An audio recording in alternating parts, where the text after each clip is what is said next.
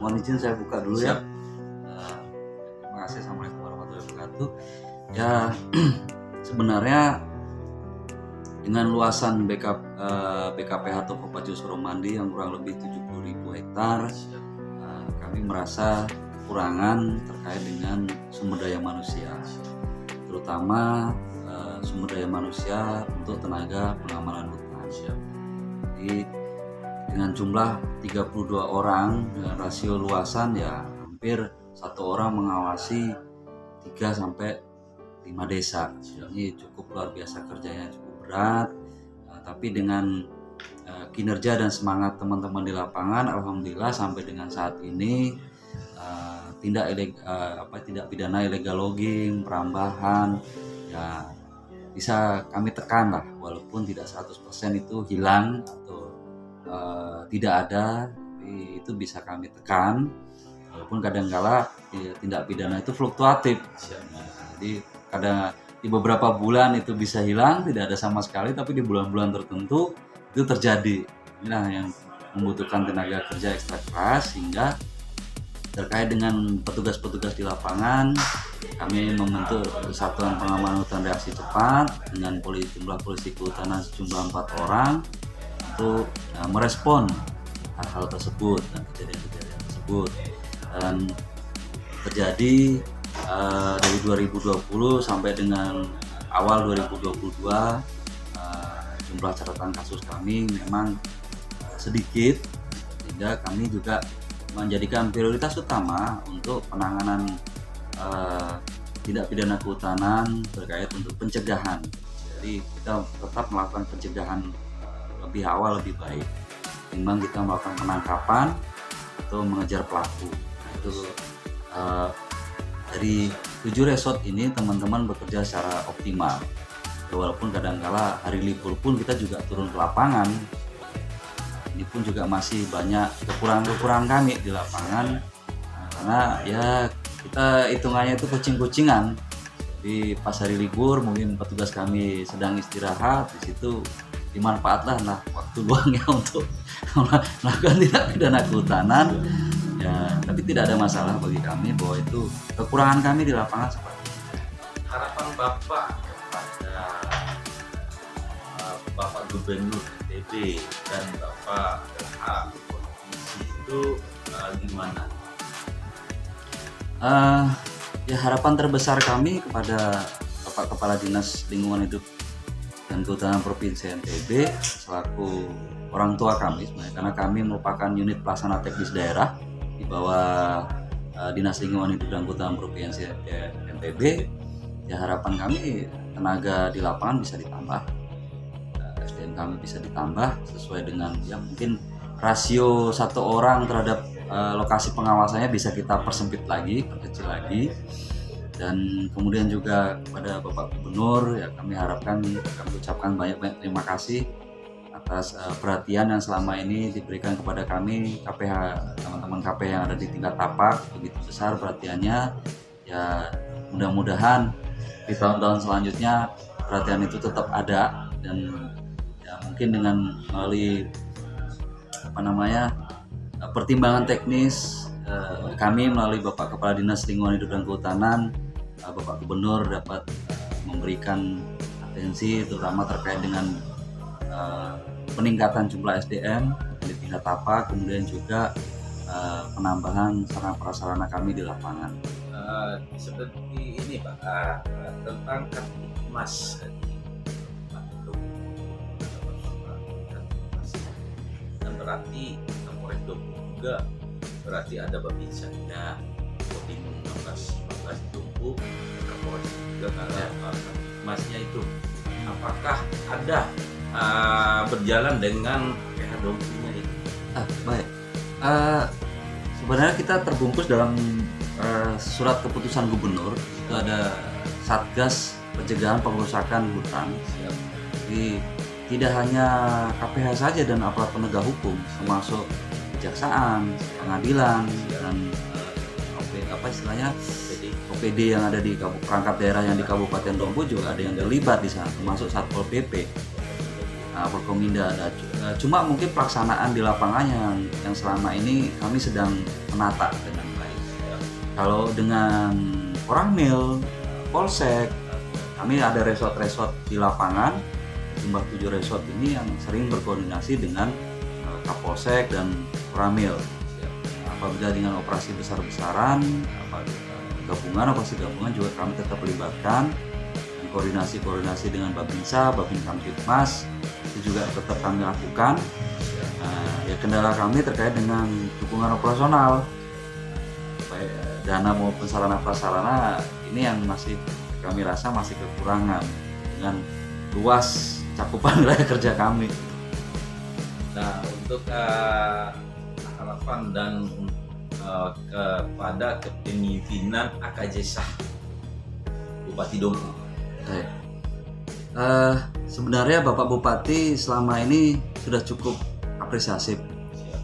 Sudah ya koordinasi kami walaupun kurang intensif sebenarnya. Saya mengakui kurang intensif karena sebenarnya dari dinas terkait yang sering komunikasi. Kalau dengan Pak Bupati kan mungkin Bapak Bupati waktunya cukup sibuk, gitu kan, dengan OPD ini yang harusnya kami sering intensif untuk komunikasi. Ya dukungan selama ini beliau pernah membuat sebuah surat himbauan yang sangat-sangat saya apresiasi. Kami apresiasi betul terkait dengan himbauan tersebut sehingga membantu menjadi salah satu bahan untuk kami sampaikan sosialisasi di lapangan. Terus kemudian juga kegiatan-kegiatan Pak Bupati yang sering dilakukan terkait dengan penanaman di beberapa tempat itu juga memberikan contoh dan edukasi kepada masyarakat bahwa pemimpin daerah pun juga turun ke lapangan untuk melakukan penanaman. Nah, cuma kembali lagi mungkin perlu peningkatan dukungan dari OPD terkait di Pemda Dompu, baik Dinas LH dan OPD-OPD yang lain terkait dengan pengadaan bibit produktif yang bisa kami berikan atau kami salurkan kepada kelompok tani hutan kami yang mengelola kawasan hutan, sehingga itu menjadi sumbangsih dan dukungan dari Pemda Kabupaten Dompu. Kemudian juga mungkin tidak kalah penting karena selama ini kami amati Pak Bupati sangat sering keliling ke daerah-daerah ke tingkat tapak, bahkan Jumatan juga sering keliling memberikan arahan-arahan untuk selalu menjaga lingkungan dan melestarikan kawasan hutan. Nah, kembali lagi tingkat kesadaran masyarakat dan partisipasi aktif dari tokoh masyarakat dan masyarakat itu sendiri yang mengelola kawasan itu yang paling penting kami harapkan. Untuk penanaman ulang di Kabupaten Dompu ini udah berapa pohon? Kalau untuk saat ini dari 2020 sampai dengan 2021 kurang lebih hektarannya ada 250 hektar. Karena kami juga terbatas, itu pun juga dilakukan di hutan rakyat, maksudnya di lahan milik masyarakat. Kemudian di lahan kawasan, sebenarnya kemarin tahun 2020 itu kami hanya mengembalikan lagi, melanjutkan pekerjaan-pekerjaan dari teman-teman KPH lama, itu di Rababaka kurang lebih ada 100 hektar, dan kemudian di Huku kalau tidak salah ada sekitar 50 hektar. Di sekitar wilayah Pajo penanaman udah berapa ratus pohon? Kecamatan Pajo atau kecamatan Pajonya? Kecamatan Pajo ya. Kalau Kecamatan Pajo di wilayah Dore Barat ada 50 hektar. 50 hektar. Ya, 50 hektar. Berarti luar biasa akan hijau kembali tahun depan ini. Harapan ke depan ya kami tidak naik Pak. Jadi luas lahan kritis di wilayah BKPH Toko Pajo Suramandi ini kurang lebih ada 18.000 hektar. Nah, dari 18.000 hektar itu juga ada sumbangsi dari PT UTL, ATI. Itu hampir 7.000-an hektar di sana. Nah, yang sisa itu alhamdulillah selama 2 tahun ini ada kesadaran kelompok tani hutan untuk melakukan penanaman walaupun jumlahnya sedikit, itu kurang lebih hampir 3.500 hektar. Nah, memang umur tanaman juga belum bisa terlihat karena baru 2 tahun, bahkan ada yang baru tahun 2021. Ya, insya Allah kalau 3.500 hektar ini bisa tumbuh, itu bisa menjadikan contoh bagi masyarakat dan kelompok tani hutan yang lain. Jumlah kelompok yang misalnya ada di wilayah Kecamatan Pajo itu berapa?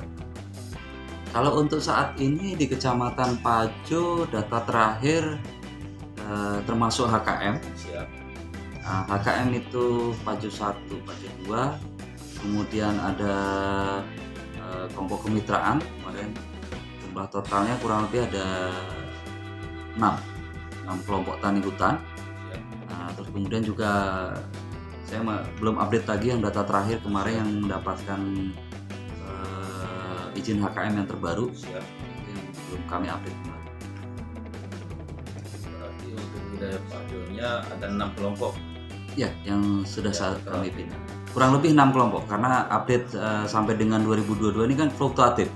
Siap. Berarti untuk dompunya sekarang ini penghijauannya luar biasa itu Pak ya.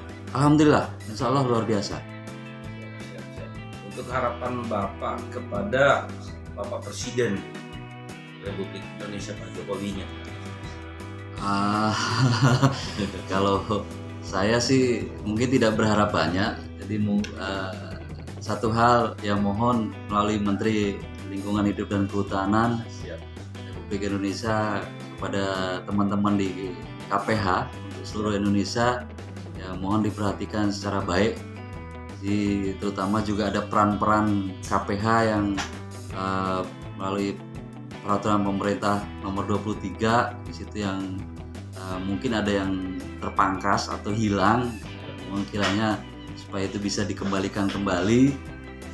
Ya sebenarnya ada penyederhanaan tugas dan fungsi dan membuat fokus sebenarnya KPH itu, cuma mindset teman-teman di KPH di tingkat tapak kadangkala dengan bahasa di aturan bahwa ini tidak boleh, ini KPH-nya menjadi fasilitator bukan menjadi pelaku, ini kan menjadi peran-peran kami seolah-olah berkurang. Nah ini ya mungkin ke depan bisa diperhatikan kembali, ya syukur-syukur bisa ditambahkan kembali dan kegiatan-kegiatan pelestarian kawasan hutan terutama di wilayah KPH itu menjadi prioritas.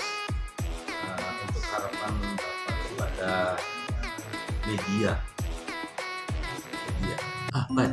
Untuk kepada media sebenarnya saya berterima kasih banyak. Selama ini media cukup membantu terkait dengan sosialisasi kami di lapangan dan juga memberikan informasi kegiatan-kegiatan di lapangan. Dan mudah-mudahan ke depan media lebih sering memberitakan keberhasilan kami karena selama ini kami amati hanya kalau sudah ada bencana salahkan kehutanan, selalu hanya hal-hal yang negatif saja. Keberhasilan kami bagaimana merubah mindset masyarakat yang dulunya melakukan peladangan liar atau kita bisa sebut ngobot, itu sekarang berubah menjadi petani yang sudah sadar hukum, sadar aturan, kemudian juga melakukan penanaman swadaya. Bahkan dengan semangatnya kelompok tani hutan, mereka siap untuk membantu KPH dalam pelestarian hutan. Ya, mungkin dari situ ya intensitas komunikasi lah antara KPH dengan media mungkin lebih intensif. Siap. Nama lengkap Bapak? Baik, saya Teguh Gatot Yuwono, Sarjana Kehutanan, Magister Engineering, sebagai Kepala Balai Kesatuan Pengelola Hutan Toko Pajo Suramandi, Kabupaten Bogor.